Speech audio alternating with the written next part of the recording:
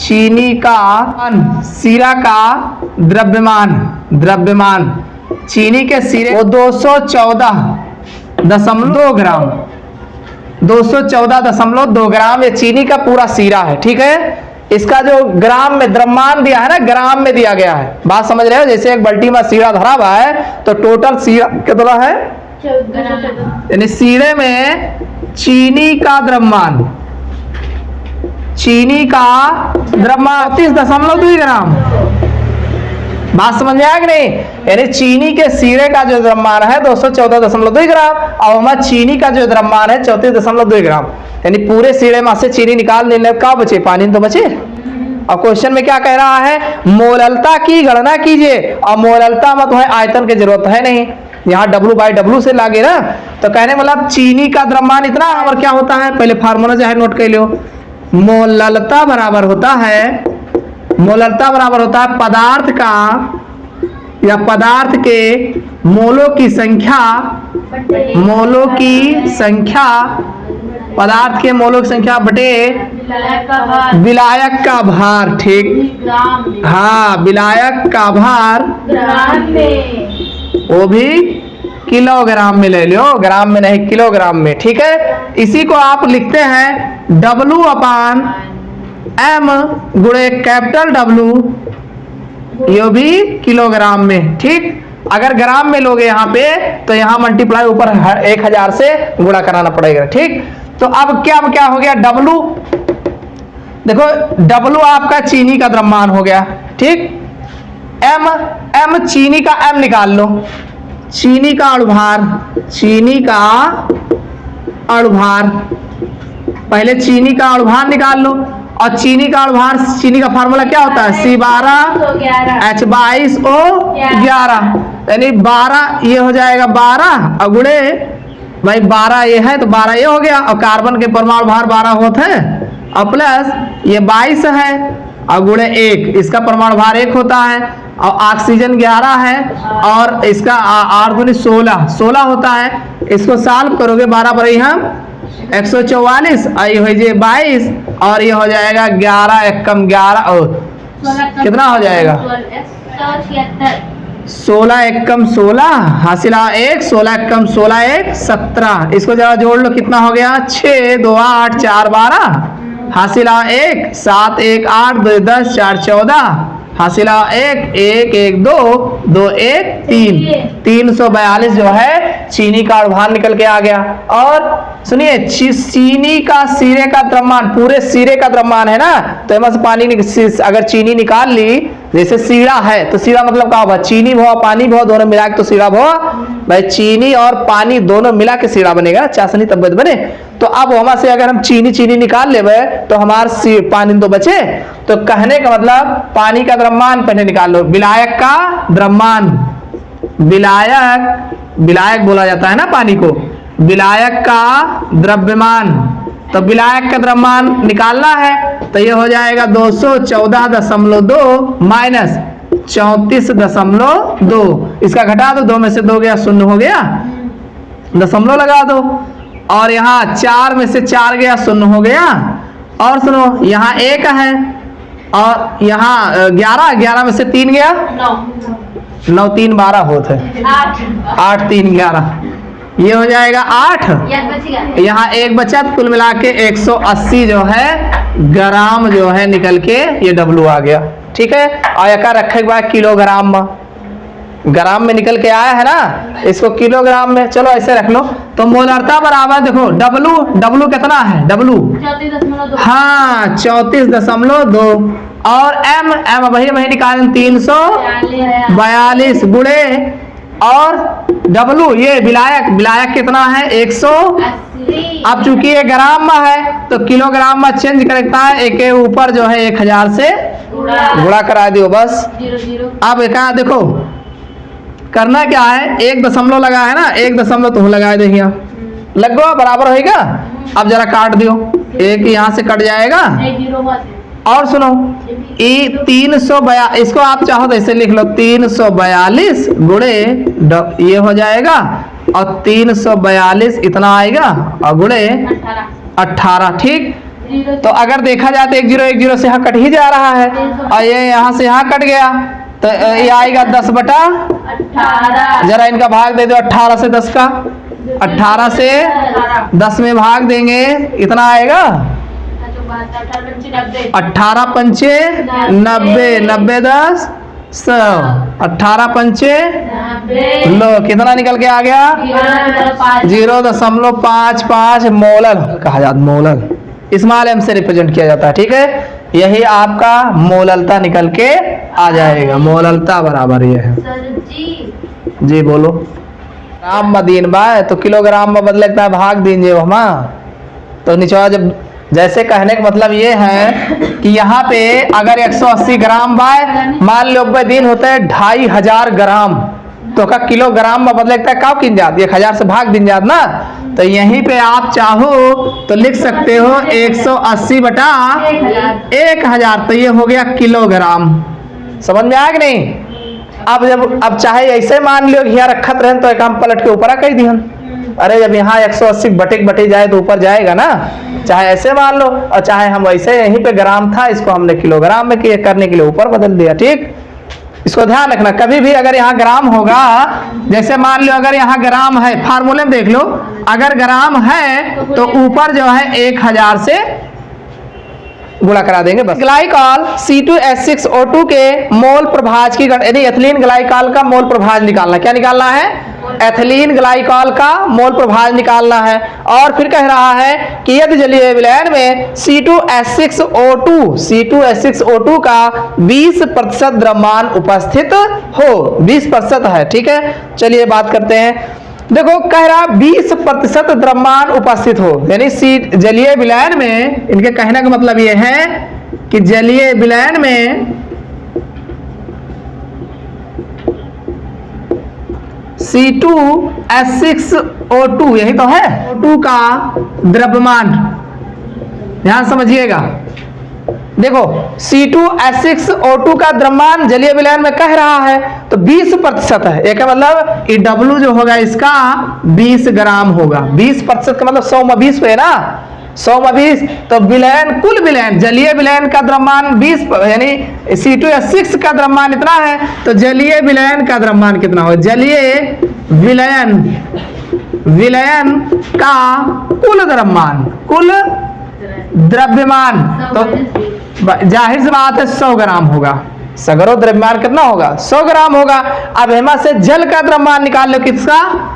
जल का द्रव्यमान। जल का द्रव्यमान देखो टोटल 100 ग्राम है।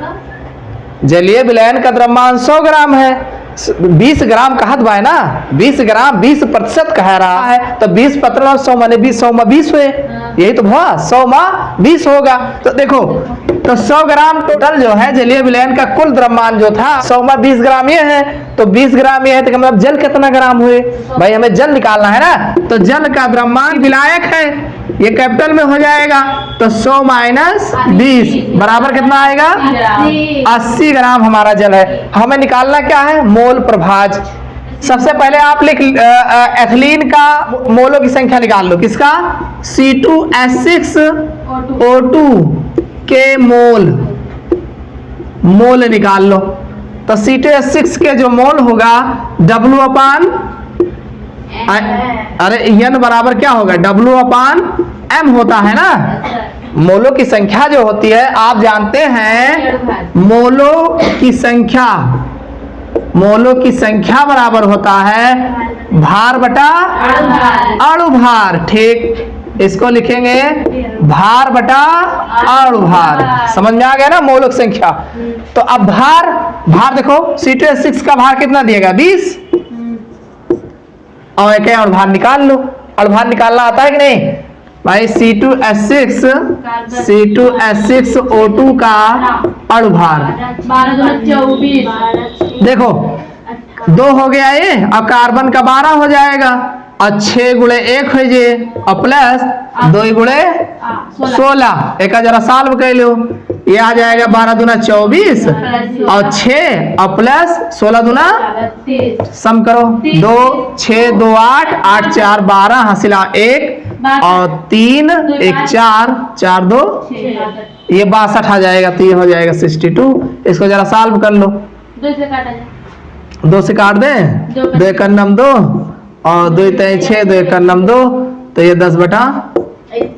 अब चाहो तो सॉल्व कर लो, चाहो तो रहने दो, इसे सॉल्व कर लो। 0.322 इतना है जी। तो ये आएगा C2H6O2 के मोल आ गए। ठीक, अब ऐसे निकाल लो जल के मोलों की संख्या। की संख्या, तो जल का मोलों की संख्या, भार जल के भार कितना दिया है? अरे जल कहाँ है? 80 दिया है ना। 80/18 H2O से निकाला जाएगा, 18 आ जाएगा। काट लो इसको, 18 से 180 भाग दे दो। 18 180, 18 में 80 भाग दीजिए ना। 18 95, 18 चौक 72, 4.44। अब ये है किसका निकालना है? इसका निकालना है ना। C2H6O2 का मोल प्रभाज। तो इसके देखो C2H6 के मोलों की संख्या, C2H6O2 के मोलों की संख्या, हाँ, और बटे कुल मोलों की संख्या। कुल मोलों की संख्या, जरा इसको सॉल्व करो। तो ये आपका आ गया C2H6 के मोलों की संख्या कितना है? 0.322 बटे और कुल मोलों की संख्या, मतलब इसका भी मोलों की संख्या हो गया 0.322 प्लस 4.444।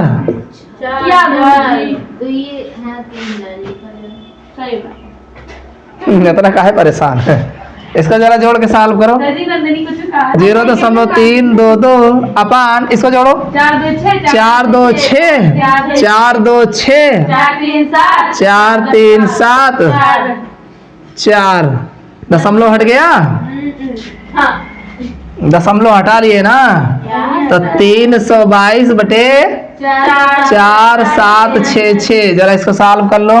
4766 बटे 322। अच्छा, जब ऐसे बिना हलाल के ना आएगा मोल प्रभाव निकल के 0.6। हाँ, 0.06 C2H6O2 का मोल फ्रैक्शन, मोल प्रभाज। समझ में आएगा कि नहीं? यानी जल का जो द्रव्यमान दिया गया है, देखिए जल का द्रव्यमान, ध्यान से देखिए जल का द्रव्य, हाँ 72 ग्राम। और यानी एथिल एल्कोहल का द्रव्यमान, एथिल एल्कोहल का द्रव्यमान 92 ग्राम। देखो मोल प्रभाज दोनों के निकालने हैं, ठीक है। अब जल का द्रव्यमान दिया गया है, तो पहले आप जल वाले को सॉल्व कर लो। जल का द्रव्यमान ये है, और जल का अणुभार कितना होगा? जल का अणुभार निकाल लो पहले, 18 होता ही है, ठीक। तो जल के मोलों की संख्या पहले निकाल लो। जल के मोलों की संख्या, जल के मोलों की संख्या क्या होता है भाई? 72 ग्राम है ही है, और बटा 18 W/N होता है ना भाई। मोल बराबर होता है, मोल बराबर भार बटा अणुभार, यही तो होता है। किसी का भी मोल निकालोगे N, तो भार बटा अणुभार, तो सीधी सी बात है 18 चौक 72 ना। तो जल को अगर हम देखो, जल को अगर हम कैपिटल N मान ले, क्या मान ले? Capital N। मोल को N से रिप्रेजेंट करते हैं ना। N बराबर ये हो जाएगा 4। ये क्या आ गया? मोलों की संख्या, यानी जल के, ये जल का मोल है। किसका है? जल का मोल, जल का मोल है, ठीक है। ये इतना हो गया, इतना समझ में आ गया। दूसरा देखो, एथिल अल्कोहल दिया है, एथिल अल्कोहल का अणुभार निकाल लो पहले। एथिल अल्कोहल का अणुभार, तो एथिल अल्कोहल यानी क्या है, C2H5OH होता है ना, C2H5OH एथिल अल्कोहल होता है। तो यानी ये हो जाएगा 2 गुणे 12 और प्लस 5 गुणे 1। अरे हाइड्रोजन के परमाणु भार के तो होते हैं, और ऑक्सीजन के 8 दूनी 16, हाइड्रोजन के 1। क्लियर? इसका जरा देख लो, 12 दूना 24 और प्लस 5 और प्लस 16 प्लस 1, इसको जोड़ लो। 6 1 7, 7 5 12 और 12 4 16, हासिल 1 1 1 2 और 2 2, ये 46 आ गया। एथिल अल्कोहल का जो अणुभार निकल गया 46। तो अब आप निकाल लो एथिल अल्कोहल के मोल। एथिल अल्कोहल के मोल, इसको हम जो है स्मॉल n से रिप्रेजेंट करें क्योंकि यही भूला है। ठीक है, तो स्मॉल n बराबर ये आपका हो जाएगा W। W कहाँ है कि भार कितना है, 92 बटे 46। 6 दूनी 12, 4 दूनी 8, 2 बार जाए 46 दूना 92 होता है, तो कट गवा 2 आएगा। तो कुल मोलों की संख्या, मोलों की संख्या n प्लस कैपिटल N। तो स्मॉल n कितना है 2 और कैपिटल M 4 2 4 2 6 हो गया। अब आपको निकालना पहले एथिल दोनों मोल प्रभाज निकालना है। तो एथिल अल्कोहल का मोल प्रभाज, का मोल प्रभाज। तो एथिल अल्कोहल के मोलक संख्या क्या है, एथिल अल्कोहल के मोलक संख्या को हम स्मॉल n से रिप्रेजेंट किए हैं, small n plus capital N। तो स्मॉल n की वैल्यू 2 है और n ये 6 है, तो ये आ जाएगा आपका 6 से 2 में भाग दे दो।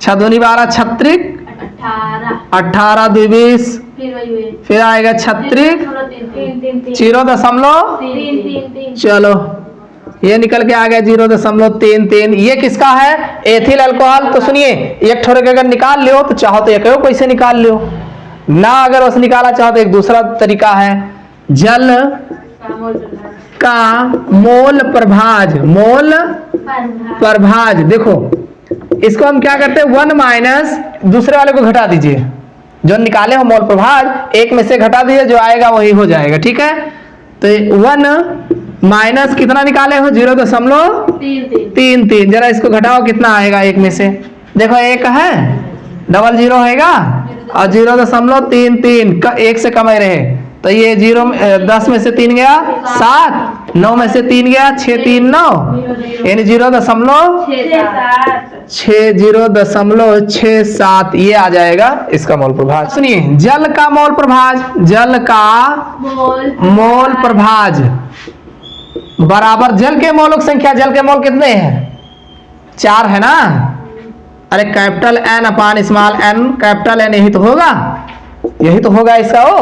तो इसमें इसकी वैल्यू है 4 और 6 नीचे है ही है। इसको जरा सॉल्व करोगे, 6 से 4 में भाग दोगे कितना आएगा, 0. आ जाएगा 6 5 30, 6 6 36, तो ये आ गया 36 और 4 40, फिर वही 0 आ जाएगा, फिर आ जाएगा 6, तो वही 6 बार आएगा ऐसे ऐसे करके। तो इसको यही 6 7 निकाल दिए, क्या दिक्कत है, लो आ गया आंसर। दोनों सही है, हाँ दोनों सही है, ये भी सही है वो भी सही है। 0.67 मोल निकल के आता है, इसको मोल में रिप्रेजेंट करते हैं। मोल, n को मोल कहा जाता है ना, तो इसको भी मोल कहा जाएगा, मोल। ठीक, एथेनोइक एसिड का भार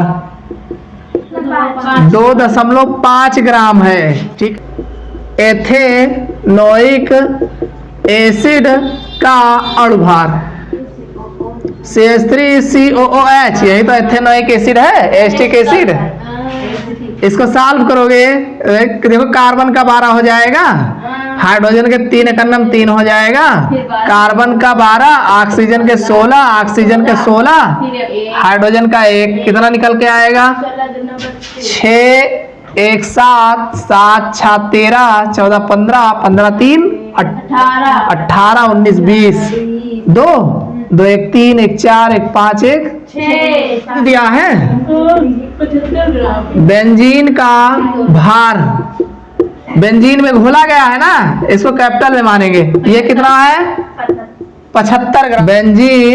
बेंजीन का अणुभार,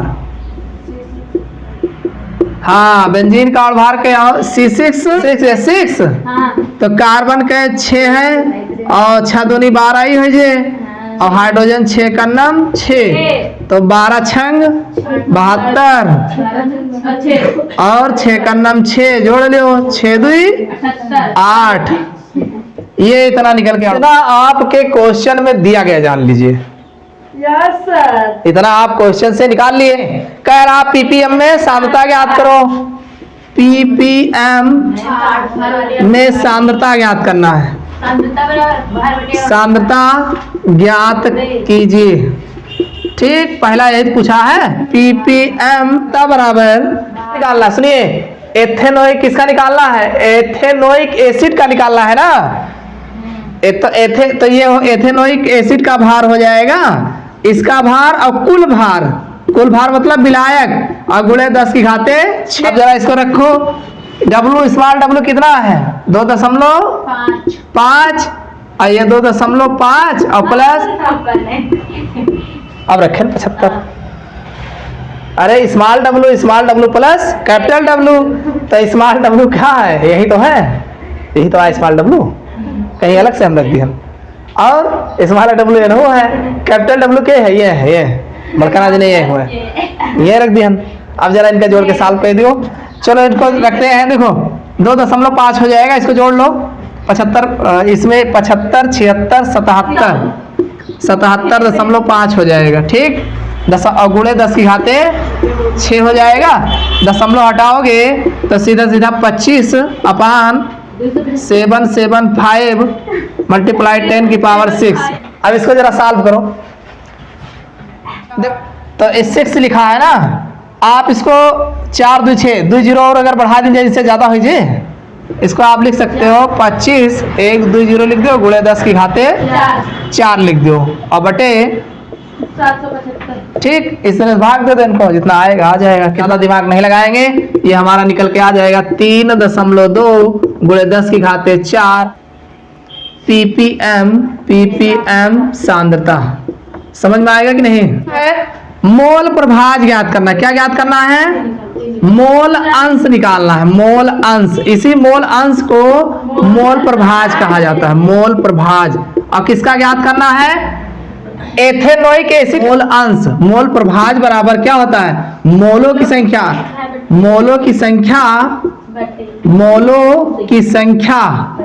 बटे कुल मोलों की संख्या, कुल मोलों की संख्या।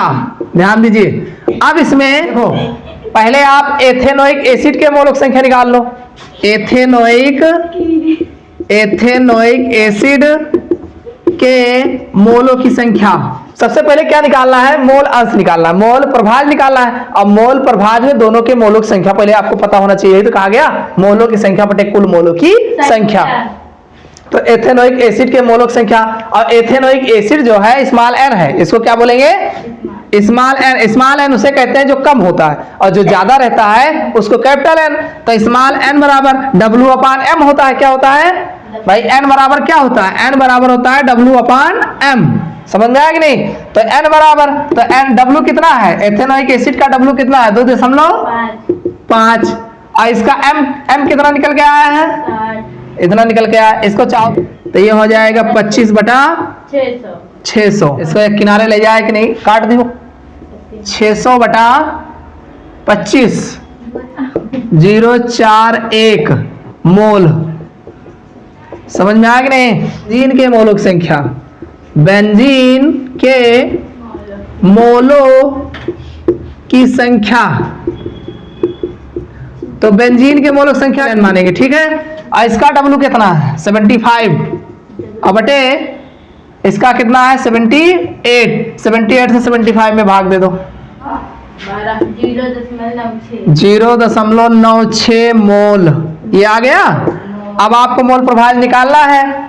एथेनोइक एसिड का मोल प्रभाज, मोल अंश बराबर, तो एथेनोइक के मोलों की संख्या ऊपर हो जाएगा, यानी स्मॉल n बटे small n plus capital N।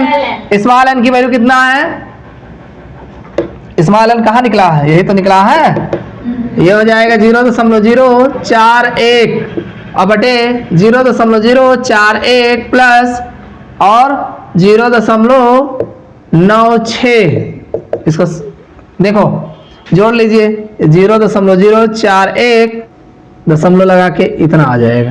ठीक, नहीं समझ में आया, जोड़ लीजिएगा। उसके बाद देखो 3 अंक की धारा है, 3 अंक की धारा दशमलव हट जाएगा, तो ये निकल के आ जाएगा 41 बटे, हाँ इसको जरा भाग दे दो, कहा आ जाएगा 0.04 प्रभाज।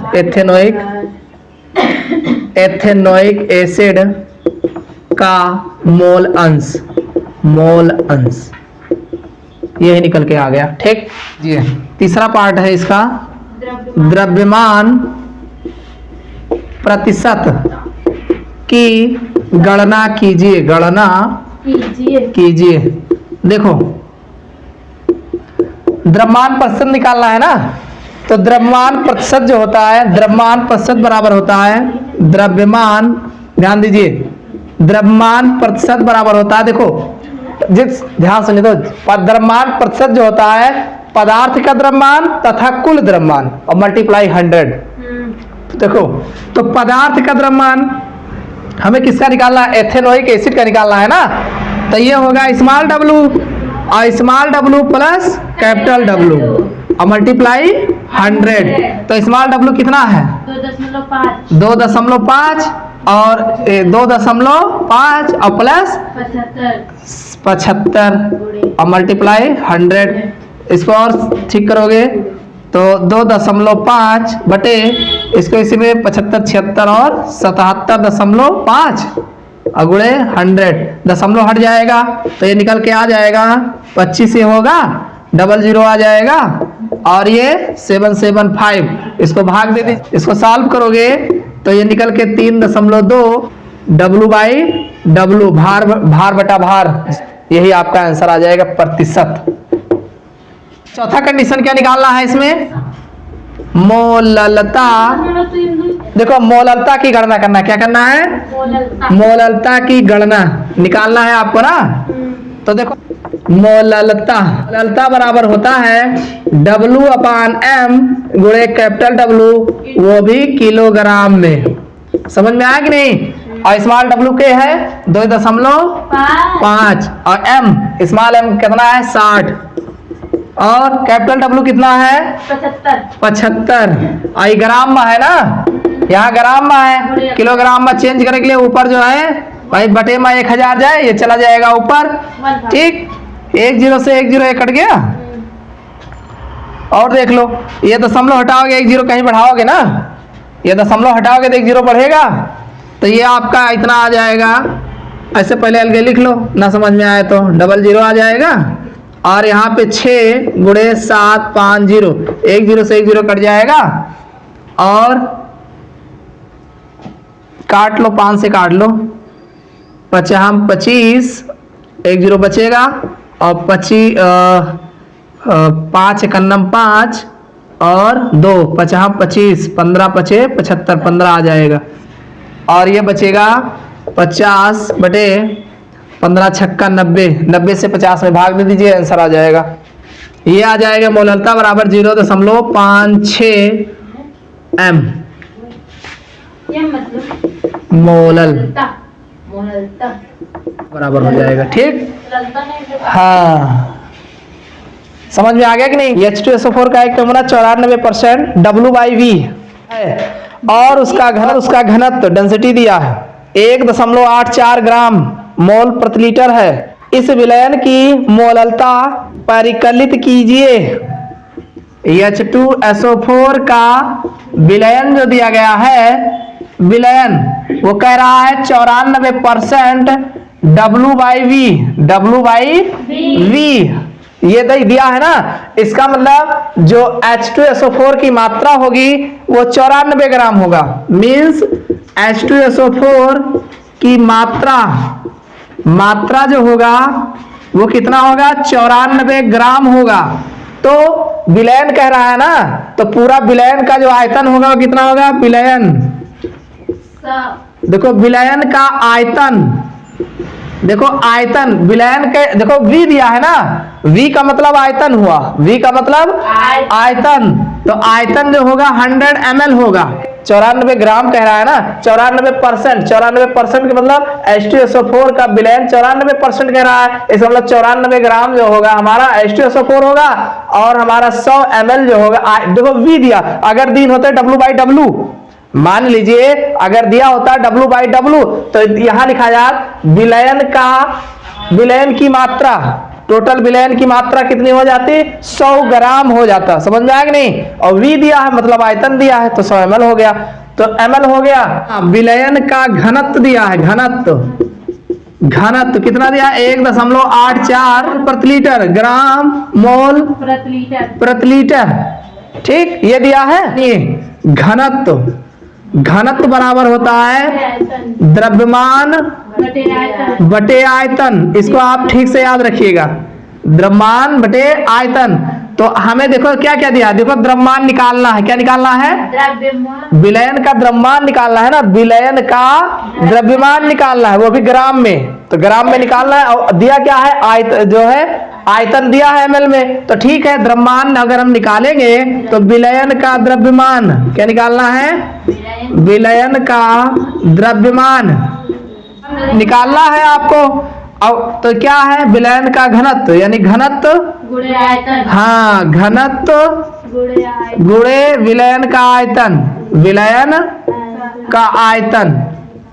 इतना समझ में आ गया कि नहीं। अब घनत्व आपको दिया गया है 1.84 और आयतन दिया है 100 ml। गुणा कराओगे दोनों 184 के आएगा, किस में निकल के आएगा, ग्राम में। इतना समझ में आ गया। अब H2SO4 का अणुभार निकाल लो। H2SO4 का अणुभार बराबर 98 निकाल लेंगे ना, कोई दिक्कत नहीं। विलयन का द्रव्यमान, अब आपका जरूरत है मोललता ज्ञात करने में। विलायक का द्रव्यमान, विलायक का द्रव्यमान तो लिखा जाता है, कैसे लिखा जाता है, कैपिटल में। और यहाँ पे जो H2SO4 की जो मात्रा है वो स्मॉल में लिखी जाएगी, किसमें, स्मॉल W में। समझ में आ गया। तो ये कैसे निकालोगे, देखो कुल जो आयतन है विलयन का 184 है, टोटल जो है 184 है, और यहाँ से 94 ग्राम जो है H2SO4 है। तो 94 जब निकाल दे भाई, 184 में से 94, भाई टोटल विलयन के जो मात्रा है 184 ग्राम है, और वहां से 94 H2SO4 है, तो बाकी तो आपका वाटर ही बचेगा। तो कितना आ जाएगा, 90 ग्राम। मोललता बराबर क्या होता है, मोललता बराबर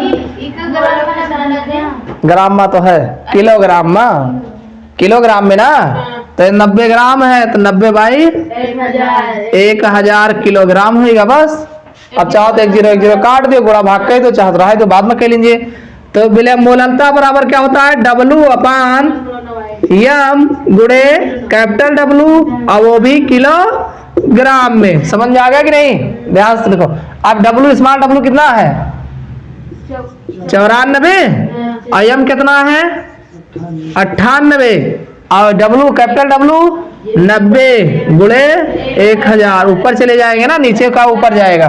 काट दो अब इसको, कैसे काटोगे, 1 0 से 1 0 कट गया, कट जाए। चलो कैसे काटोगे, 2 चौको 8, 2 सत्ते 14, 2 चौको 8, 2 9 18 लगाओ। देखो ये हो जाएगा 47, और डबल 0 लग जाएगा इसका। और यहाँ पे 9 9 81, 8 और 9 चौक 36, कितना होगा, 44 होगा। 10.65 m। नोट करेगा। क्वेश्चन कह रहा है कि सड़े हुए अंडे जैसी गंध वाली गैस है H2S। क्या है? H2S है। गुणात्मक विश्लेषण में उपयोग की जाती है। इसका उपयोग जो है गुणात्मक एनालिटिकल एक्सपेरिमेंट में प्रयोग किया जाता है। आगे दिया है H2S गैस की जल में विलयता। देखो जल में विलयता दिया है ना, ये जल में विलयता जो है मोलल है, यानी मोलल जो होता है वो नॉर्मल n के लिए प्रयोग किया जाता है।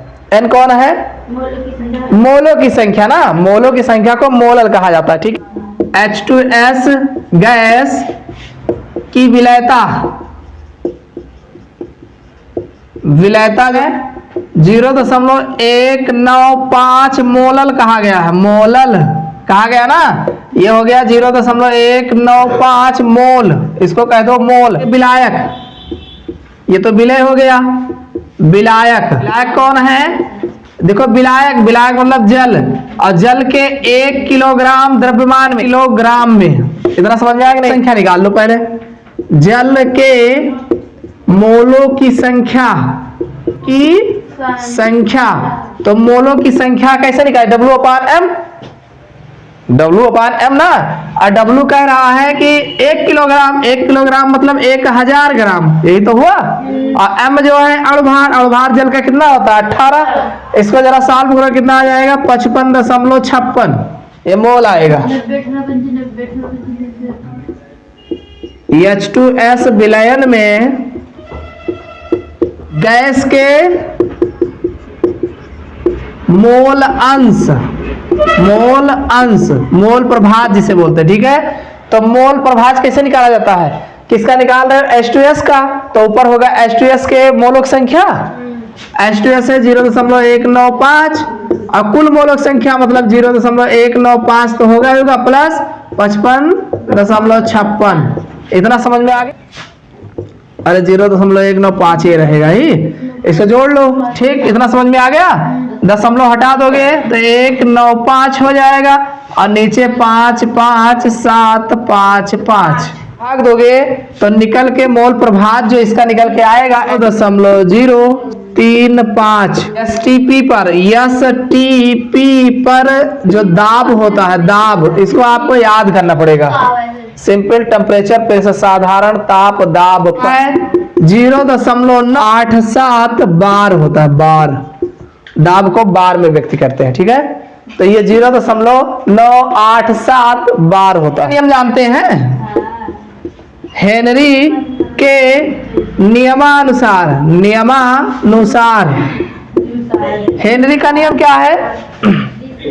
क्या होता है? देखो PH2S H गुणे X H2O। देखो हेनरी का नियम जो है, देखो H2S गैस की बात हो रही है। विलयन में गैस का जो आंशिक दाब है, किसी गैस का जल में विलयन का आंशिक दाब वो हेनरी स्थिरांक तथा उसके मोल प्रभाज के गुणनफल के बराबर होता है। ये हेनरी का नियम है। क्या ही तो निकाले हैं, तो ये हो जाएगा X H2S, यही तो निकाले हो आप। तो ये आपका हो जाएगा KH। देखो KH है, ध्यान दीजिए, इसके बगल लिखा है ना, ये नीचे जाएगा और ये ऊपर आएगा P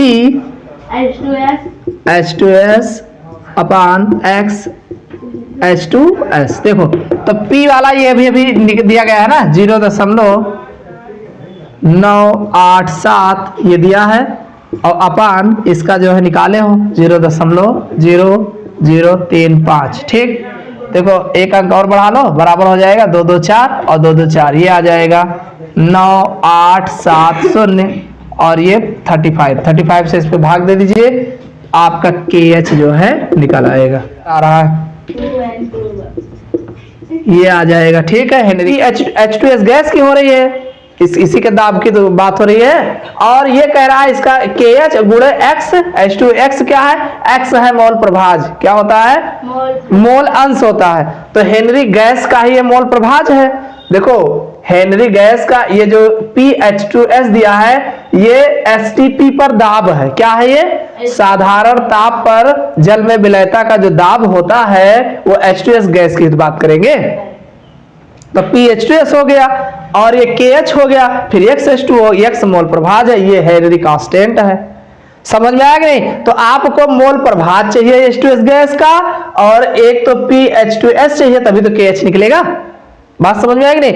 अब सुनिए, ये दिया गया है STP पर, H2S गैस के जल में विलयता, तो H2S गैस की वो STP बता दिया, तो STP पर जो होता है वो 0.987 बार होता है। कितना S का है? PH2S है। समझ में आया कि नहीं?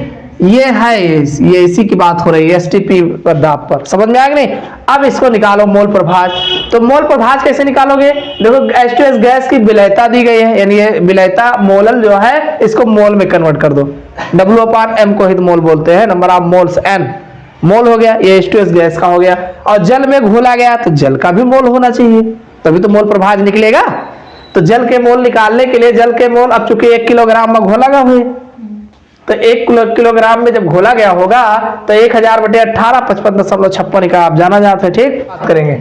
तो ये H2S विलयन का जो मोल प्रभाज होता है, H2S गैस का मोल प्रभाज, तो H2S के मोलक संख्या बटे जल के मोलक संख्या और H2S के मोलक संख्या, तो ये दोनों हमने रखा है, और रखने के बाद जोड़ के सॉल्व कर लीजिए, आ गया। और ये हेनरी के नियम के अनुसार रख के सॉल्व कर दीजिए। समझ में कि 293 केल्विन पर, देखो इसमें टेम्परेचर दिया गया ना, टेम्परेचर का कोई मतलब है नहीं, बस आपको ध्यान देना है कि 293 केल्विन पर जल का वाष्प दाब, देखिए जल का वाष्प दाब दिया गया है 17.535 mmHg है। यदि 25 ग्राम ग्लूकोज को 450 ग्राम जल में घोले तो 293 केल्विन पर विलयन का वाष्प दाब परिकलित कीजिए। आपने नाम सुना है कि P0 माइनस PS अपान P0 या PS भी होता है बराबर, देखो W/M अपान कैपिटल W, अपोजिट कर दिया जाएगा। जल का जो वाष्प दाब है ये P0 होगा। P0 बराबर कितना है क्वेश्चन में? देखो 1735 mmHg, ये आपका P0 दिया। PS निकालना है, क्या निकालना है? PS आपको ज्ञात करना है ना ग्लूकोज को, तो ग्लूकोज जो होगा एक स्मॉल W होगा कितने का? तो 25 ग्राम। अब स्मॉल, ये ग्लूकोज है ना, ग्लूकोज, तो ग्लूकोज का अणुभार कितना होगा? स्मॉल m, ग्लूकोज का C6H12O6, ये इसका अणुभार यहां से निकलेगा कितना? निकाल लोगे ना, 180 आ जाएगा। तो जल को कैपिटल W लिखेंगे, क्या लिखेंगे? Capital W। जल का जो द्रव्यमान दिया गया 450 ग्राम दिया, उसका कैपिटल ग्लूकोज विलायक है, तो विलायक का M का जो होगा 18 होता है। कितना होता है?